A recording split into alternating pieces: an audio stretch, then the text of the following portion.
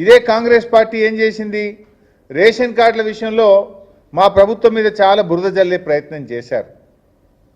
నిజంగా చెప్పాలంటే బీఆర్ఎస్ ప్రభుత్వం వచ్చిన తర్వాత 10 ఏళ్ల కాలంలో మేము 6,47,479 రేషన్ కార్డులు ఇచ్చాం.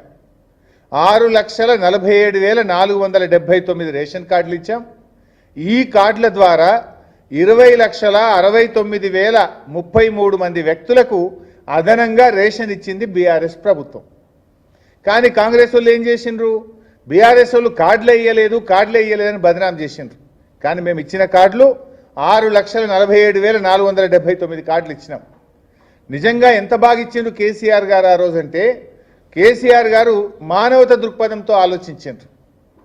మేము అధికారంలోకి వచ్చినాడు రేషన్ కార్డు పొందాలంటే గ్రామీణ ప్రాంతంలో 60,000 రూపాయల ఇన్కమ్ లిమిట్ ఉండే, పట్టణ ప్రాంతంలో ఇన్కమ్ లిమిట్ 1,50,000 ఉండే.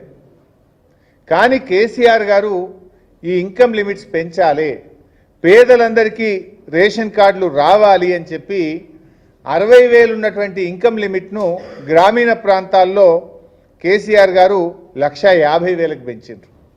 పట్టణ ప్రాంతాల్లో 75,000 ఉంటే 2 లక్షల రూపాయలకు పెంచారు కేసీఆర్ గారు. అంటే 60,000 నుంచి 1,50,000కి పెంచినాం. 75,000 నుంచి పట్టణ ప్రాంతంలో 2 లక్షల రూపాయలకు ఇన్కమ్ లిమిట్ పెంచినాం. ఎప్పుడు ఇది? 2014-15 మేము అధికారంలోకి వచ్చినాడు. అప్పుడు కాంగ్రెస్ ప్రభుత్వమే అధికారంలో ఉండే, మాకంటే ముందు. అప్పుడు 60,000 75,000 ఇన్కమ్ లిమిట్ ఉంటే దాన్ని 1,50,000 2 లక్షల రూపాయలకు పెంచి పేదలందరికీ కూడా సాయం చేసింది బీఆర్ఎస్ ప్రభుత్వం.